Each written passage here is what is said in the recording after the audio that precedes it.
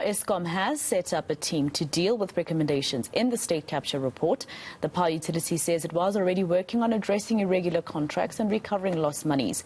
Let's bring Stefanie Fick, the Executive Director from Outa's Accountability Division, on this story. Stefanie, thank you very much for joining us here on All Angles. Of course, this was expected. This is now part 4 of the state capture report. But what do you make of the recommendations around Eskom in particular, and the fact that, the Gupta plot to capture Eskom yet again makes it to the report?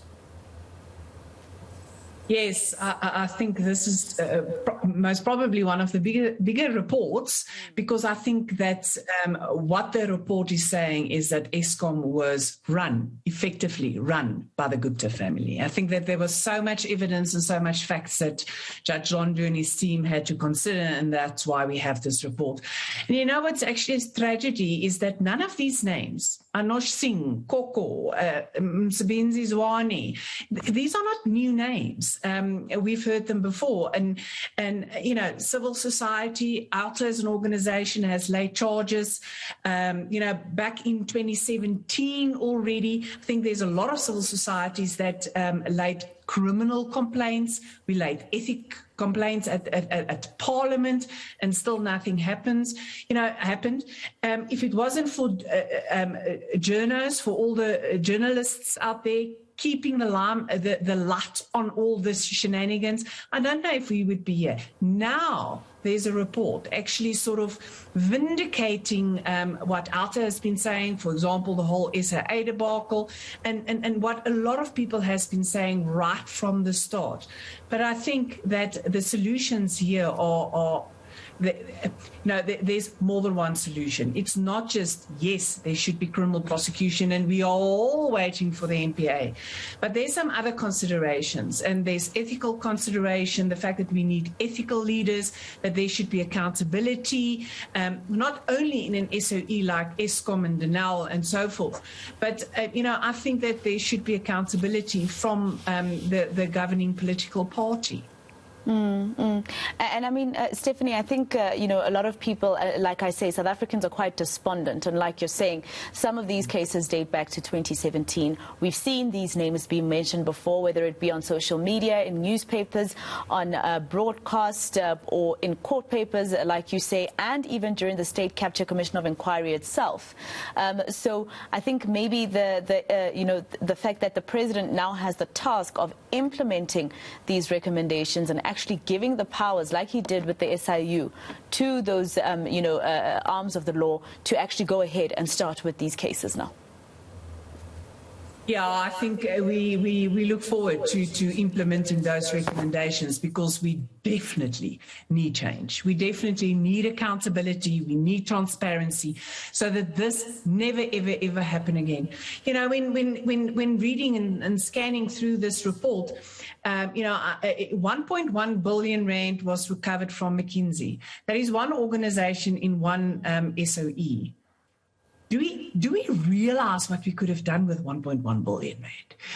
And I think this again highlights the effects of corruption on each and every one of us. We are literally and figuratively speaking, sitting in the dark because of what happened at Eskom. What we could have done for education, for our health department. And then, there's a disaster. There was a disaster in KwaZulu-Natal. Don't know how long it's going to take that communities and just the province to get back up and running due to, the disaster, but the infrastructure that there was, the money was just not used for what it was supposed to be used. So really, hopefully, by, taking these recommendations, and there's a burden on the president, because he needs to now take the lead and make sure that there's accountability, and that we are, let's take hands with civil society, with business, and let's build a better South Africa for all. We can. We definitely can. Just my last question to you, I don't mean to sound despondent or whatever. Eskom has responded immediately to the report being handed over to the presidency, saying it is in the process of getting back all the money that was siphoned off during those times.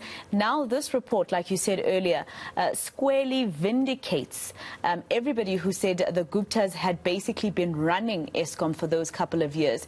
I think for South Africans, what a lot of people need is to see the Gupta brothers in the dock. Yes, and I think generally people just want fairness and justice, and I think we haven't gotten that yet. There's no one has. Not that I think that an apology will necessarily make everything right, but no one has come out and say yes, okay. I take responsibility for what went wrong, and that we need to change things, that we need to tackle this, grab the bull by its horns and fix the situation.